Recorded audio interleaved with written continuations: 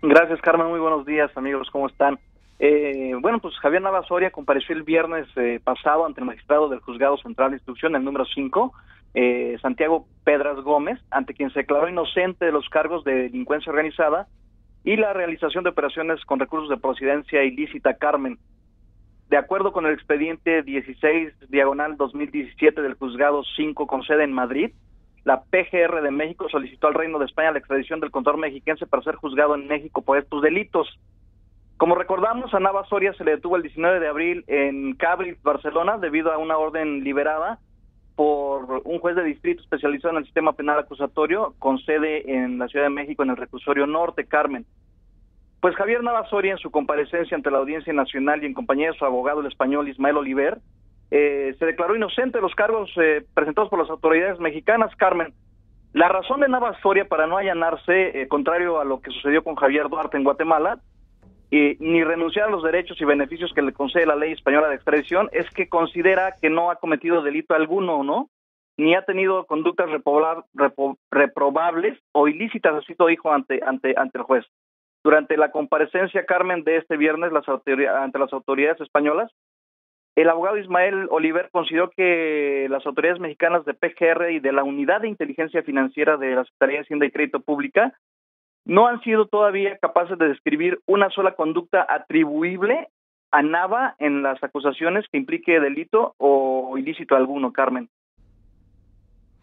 Bueno, eso es lo que dice la defensa, desde luego, pero ¿cuáles Claro. son las imputaciones que se le hacen? Bueno, fíjate que desde el punto de vista de la defensa, la documentación remitida a las autoridades españolas no describe en ningún momento. De hecho, Carmen, en toda la querella que ha presentado la PGR, apoyado por la Secretaría de Hacienda y Crédito Público y la Unidad de Inteligencia Financiera, se menciona muy pocas veces realmente a Javier Nava Soria.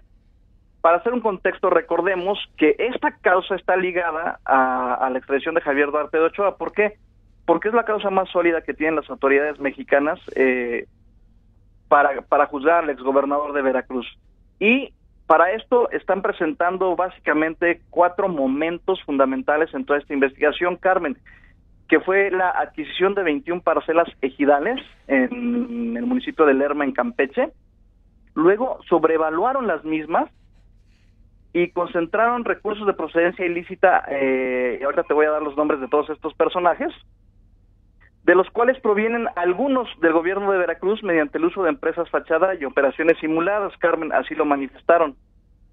También en estos momentos se especifica una serie de operaciones de compraventa para la introducción de los recursos en cuentas bancarias de uno de los sujetos denunciados. Carmen, es así como las autoridades mexicanas están buscando la extradición de Javier Nava Soria. Compraron 21 parcelas en Lerma, y los personajes involucrados en esta trama, Carmen, los tienen catalogados como Javier Duarte de Ochoa, Moisés Mansur Cisneros, uno de los prestanombres; otro prestanombre sería Alfonso Ortega López; uno más, José Juan Janeiro Rodríguez; y Rafael Gerardo Rosas Bocardo, además de el contador Javier Nava Soria. Pero fíjate que Nava Soria y su defensor confirmaron que no conocían en ningún momento a ninguna de estas personas, ¿no? En ningún momento tuvieron trato con ninguna de estas personas, y sí, en cambio, Javier Nava Soria aceptó que conoció a José Juan Janeiro, uno de los operadores financieros de Javier Duarte de Ochoa, y considerado uno de sus prestanombres, y Alfonso Ortega. Sin embargo, la defensa argumentó en la audiencia del viernes que con estas dos personas solo hablaba de los impuestos de las sociedades cuya contabilidad tenía encomendada Javier Navia y por la cual recibía una iguala mensual. Hay un punto muy importante, Carmen, que es que Javier Nava Soria es nombrado comisario de la empresa Consorcio Brades, una de las empresas involucradas en estos movimientos financieros que detectan las autoridades mexicanas. Sin embargo, el abogado Ismael Oliver negó que siquiera Nava Soria tuviera conocimiento de que había sido nombrado ante un notario como comisario de la empresa Consorcio Brades, que por cierto dice que solamente llevaba la contabilidad y que los poderes que tenía solamente eran los poderes, bueno, que se le otorgan a cualquier contador público que lleva la administración de una empresa, que era básicamente manejarle el tema de las declaraciones de impuestos ante las autoridades mexicanas, Carmen. Bueno, pues eso es lo que tendrá que demostrar el señor Nava Soria en España, una vez que no acepta la extradición y donde está diciendo que si bien tenía tareas de contabilidad, no reconoce haber sido nombrado comisario de una de estas empresas vinculadas a Javier Duarte de Ochoa, este consorcio Brades. Pero bueno, Víctor Hugo, ahí lo que tenemos es el dicho de Nava frente a la imputación que se le hace por parte de las autoridades mexicanas. ¿Qué tipo de elementos tiene Nava para demostrar que no está involucrado en la red de empresas creadas, por lo menos 71 empresas fantasma creadas para el desvío de recursos públicos en beneficio de funcionarios veracruzanos? Esa base es su batalla legal y ha decidido darla frente a la Audiencia Nacional de España.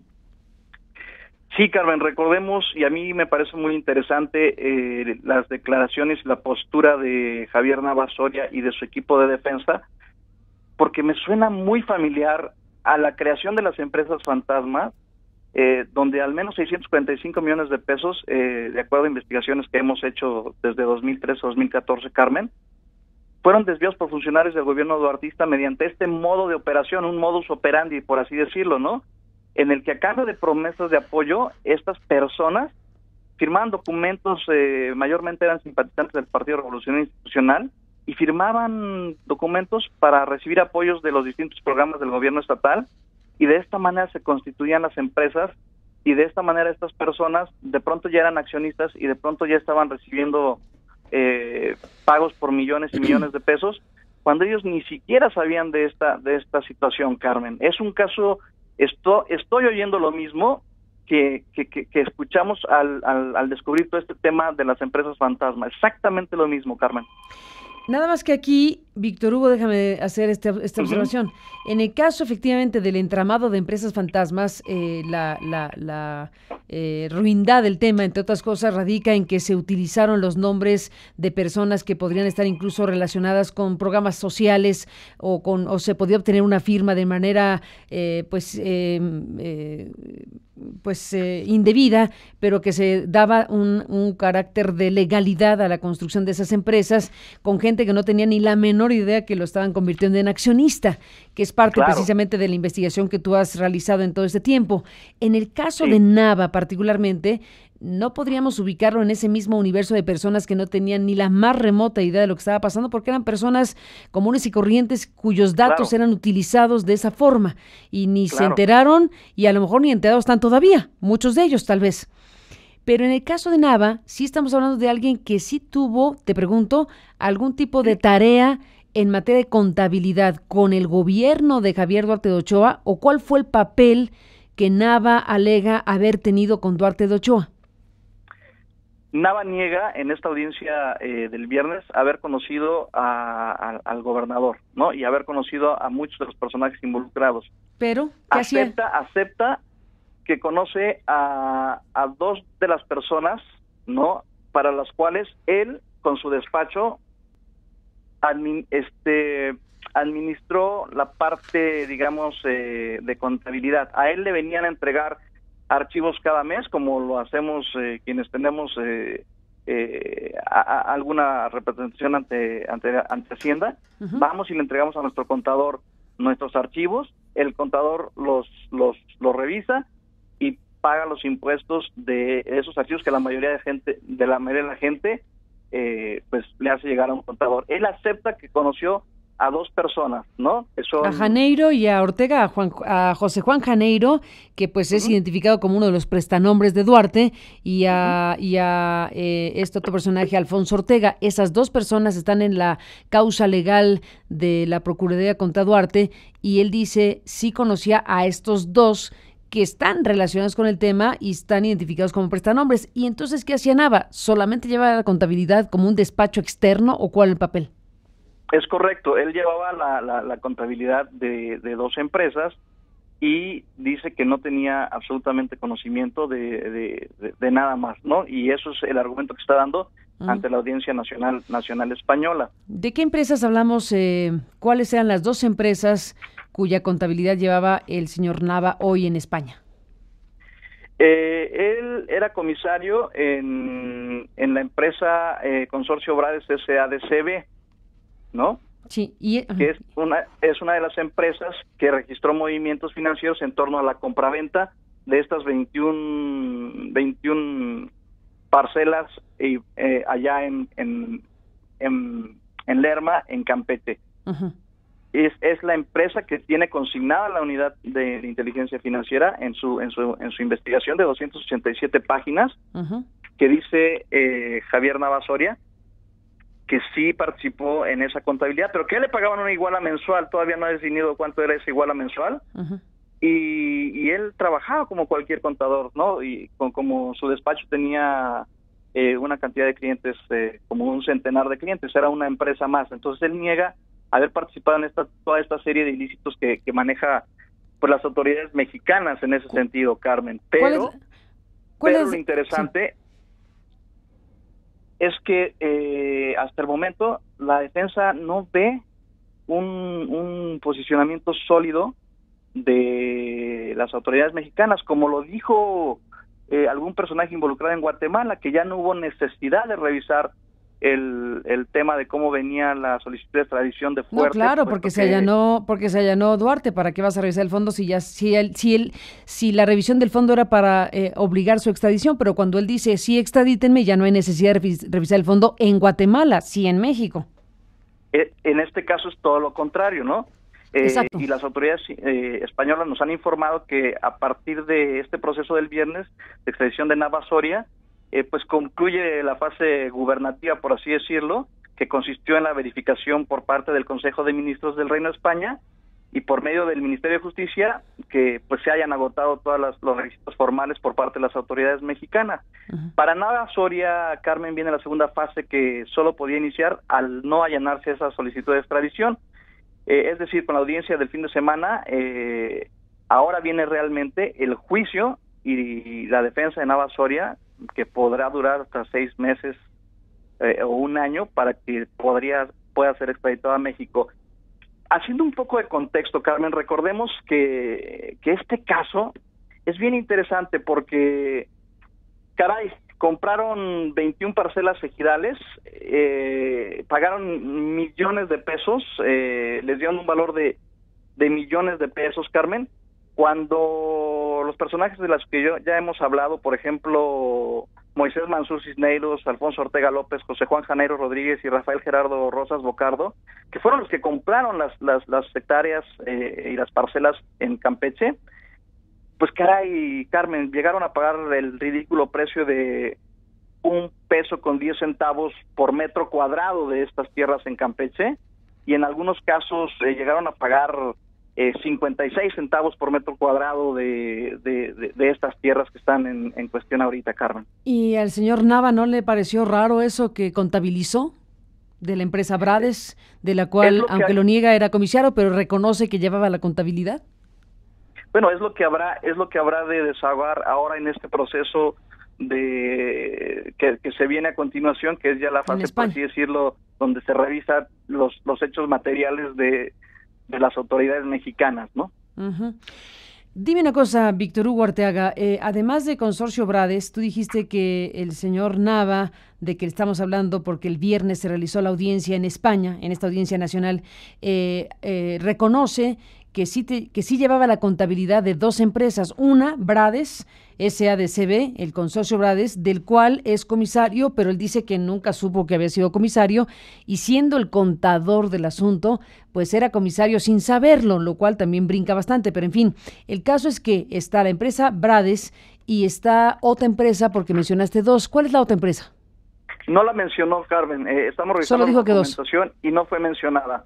Uh-huh. Pero por lo pronto sí mencionó y reconoció en Brades su participación. Sí, como que lo atribuyen como comisario, y negó el cargo de comisario. No sabía exactamente de qué se trataba este cargo, pero fue muy enfática la defensa en decir, Carmen, que en México se puede nombrar comisario de una empresa que estás dando de alta en un acta constitutiva sin la presencia ni el conocimiento de las personas, y sabemos que, bueno, esto es cierto la mayor parte de las veces. Eso es lo que la defensa de Nava alega en España, que en México sí se puede establecer un acta constitutiva de una empresa y que accionistas o comisarios pueden estar ahí siendo nombrados sin que lo sepan las personas o sin estar presentes en la acción del acta constitutiva. Es correcto, esto alega la Eso defensa, es lo que dicen los Nava abogados Soria españoles. En España, ¿no? Uh-huh. Bueno, pues ese es un tema. Es un tema que dentro de las empresas fantasma en Veracruz, Carmen, sí, pues puso en jaque a los notarios que dieron de alta a todas estas empresas. Totalmente. Con todas estas personas que has mencionado, efectivamente, sin la presencia y sin la firma a la vista de todos estos accionistas que dieron de alta en distintos puestos y distintos cargos dentro de las empresas que detectó el sistema de ahorro tributario del SAT como empresas fantasma en el caso de Veracruz. Así es, bueno, la diferencia entre estas personas que fueron incorporadas sin su conocimiento en esas actas constitutivas de las empresas fantasma y que, bueno, pues se usaron sus datos indebidamente de esta manera. Uh-huh. En el caso de Nava, bueno, aquí hay un ingrediente adicional, no es solo una persona a la que se utilizaron sus datos para incorporarla en esas estructuras legales que se utilizaron con estos fines ilegales. En este caso es una persona que sí reconoce haber tenido un tipo de relación, outsourcing, digámoslo así, para dar contabilidad a Consorcio Brades y a otra empresa no identificada, y que sí reconoce haber tenido para ese propósito relación con José Juan Janeiro y con Alfonso Ortega, que están en la trama del caso Javier Duarte de Ochoa, y que en este caso, bueno, pues él en su defensa en España, pues tendrá que explicar cómo lo contrataron, qué le encargaron, qué hizo, qué alcance tiene su responsabilidad en este tramo de la historia del caso Javier Duarte de Ochoa y Veracruz. Él dice que nunca conoció al gobernador, pero solo te pregunto una cosa para ir cerrando, Víctor Hugo, esta presencia tuya. Si bien Nava no conocía al gobernador Duarte, reconoció que las empresas a las que les llevaba esta contabilidad estaban relacionadas con Duarte de Ochoa. ¿Él sabía eso? No lo sabía, y fue muy claro en la Audiencia Nacional Española. No sabía que estas personas tenían pues ingresos directamente de recursos que posiblemente tuvieran que ver con el exgobernador Javier Duarte de Ochoa, ni tampoco tenía conocimiento de que los recursos que él, por así decirlo, declaraba o contabilizaba podrían venir de recursos públicos del gobierno del estado de Veracruz. ¿Cuál era la conciencia de Javier Nava Soria sobre los dueños de las empresas a las cuales les llevaba la contabilidad? Según él, ¿quién eran los dueños? Moisés Mansur y Alfonso Ortega López. Él tiene conocimiento de que ellos en las actas uh-huh. constitutivas y quienes se acercaban con él cada mes para entregarle los documentos eran estos dos personajes, así lo refiere. Uh-huh. Bueno, pues Víctor Hugo Arteaga, iremos viendo lo que pasa con esta parte de la historia, este caso de este mexicano que está en España, que está en proceso abierto de extradición. Veremos qué sucede con el gobierno mexicano, con la Procuración de Justicia, si tiene los elementos o no para aprobar una participación ilegal de este personaje, o si este personaje logra demostrar lo que dice en la audiencia, que es que si bien realizó tareas de contabilidad a estas empresas, no sabía que estaban relacionadas con esta trama de pues corrupción. Pues complicada la situación de señor Nava, como podemos apreciar. Bastante, porque bueno, las autoridades españolas, recordemos que pues no podrán revisar sustancialmente, porque no es el caso del juicio, ¿no? Para determinar su responsabilidad. La autoridad española lo que hará, Carmen, es revisar grosso modo toda la investigación financiera que le mandó México, que es una investigación de 287 páginas a la que hemos podido acceder parcialmente, y donde nos muestra un entramado de cómo precisamente todas estas personas involucradas metieron dinero a los recursos, a los sistemas financieros del país. Y se ven en la investigación a simple vista pues temas absurdos, ¿no? De que estas personas hayan sido etiquetadas como lugareños, por así decirlo, como ejidatarios, y la misma autoridad mexicana pues ha ido desestimando pues cómo se les dieron estos títulos en Campeche, cuando pues tienen propiedades reconocidas en diferentes partes del país y del extranjero, y para nada nunca han estado siquiera en esas propiedades. ¿Por qué la importancia de las propiedades de Lerma en Campeche, Carmen? Ujú. Porque el crecimiento de la ciudad va para allá y se trata de temas inmobiliarios. Entonces estos personajes, se presume, podrían haber adquirido estos terrenos para beneficiarse en el futuro construyendo fraccionamientos Júralo. o complejos pues que les puedan dejar mucho más dinero que lo poco que pagaron por esos terrenos. Totalmente de acuerdo, Víctor Hugo Arteaga. Si no, ¿para qué comprarías 21 parcelas de a peso el metro cuadrado? Peso con 10 centavos, y en algunos casos, 10 centavos, Carmen, de verdad, 10 centavos de peso en algunos de los casos. Eso es lo cuestionable aquí, ¿no? O sea, compras una parcela en $1 y bueno, y te etiquetan después que cuando la estás vendiendo, porque apenas lograron vender 9 de las 21, Entonces, que tú la puedas subir de precio 15,200% por metro cuadrado, Carmen. O sea, la compraste en $1 con 10 centavos y la vendes prácticamente en $200 el metro cuadrado, ¿no? Pues bueno, la tasas o la cotizas para darle forma ante las autoridades mexicanas, ¿no? Totalmente de acuerdo. Pues ahí está parte de esta trama de corrupción y de informaciones que están surgiendo ahora en los procesos que están abiertos, en este caso para extraditar a el contador Javier Nava, y bueno, pues Javier Nava Soria, y pues veremos en qué termina. Esto efectivamente tomará pues un tiempo mayor, porque en este caso decidió no allanarse a la extradición y él está alegando que es inocente de las imputaciones, y bueno, pues veremos en qué termina la historia, pero ciertamente pues sí, es complicadísima su situación, porque si estaba en medio de una contabilidad de 2 empresas, una de las cuales está relacionada con la adquisición de estas 21 parcelas que desarrolló la empresa Brades, cuyos dueños formales son los personajes más cercanos a Javier Ortega de Ochoa, pues está realmente la Audiencia Nacional de España obligada a revisar todos los elementos que tenga la Procuraduría, pues para saber si extradita o no a este personaje de nombre Javier Nava Soria, que se encuentra en España en este proceso de extradición abierta, bueno, de el intento del gobierno mexicano de extraditarlo, y bueno, es un elemento de varios de este rompecabezas que encabeza el exgobernador de Veracruz, Javier Duarte de Ochoa. Así que bueno, veremos en qué termina la historia del señor Javier Nava Soria. Te agradezco, Víctor Hugo, que nos cuentes lo que pasó en la audiencia del viernes, los elementos que pone a la consideración de este público la defensa del señor Nava, lo que alega Nava sobre su situación, y no nos queda más que esperar a ver qué tipo de elementos probatorios presenta México y qué respuesta da la Audiencia Nacional, y si sí o no se extradita al señor Nava Soria, que ha decidido dar su defensa en España y que no lo manden a México, no por su voluntad. Si lo extraditan, será en contra de su voluntad. Así es, Carmen. Pues es interesante lo que se avecina. No es de días este proceso, seguramente será de meses, que se enfrascan las autoridades mexicanas y la defensa allá en España, pero bueno, las autoridades españolas nos han dado razón de que la integridad física y la salud de el connacional retenido de su libertad en estos momentos en España, pues se guarda muy celosamente por ser un caso tan importante para el país.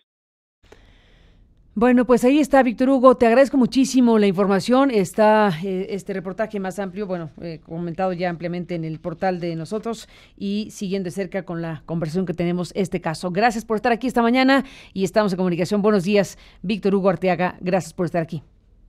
Gracias, Carmen, buen día también. Igualmente, gracias a ti.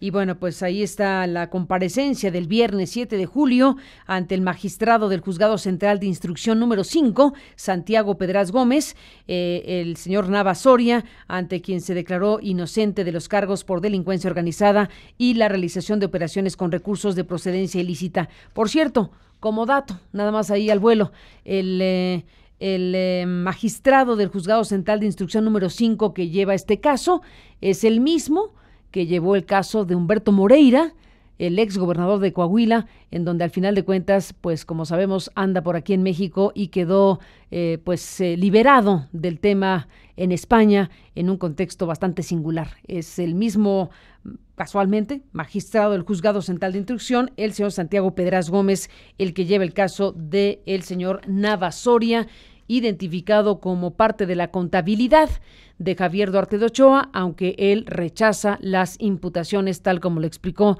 Víctor Hugo Arteaga esta mañana. Bueno,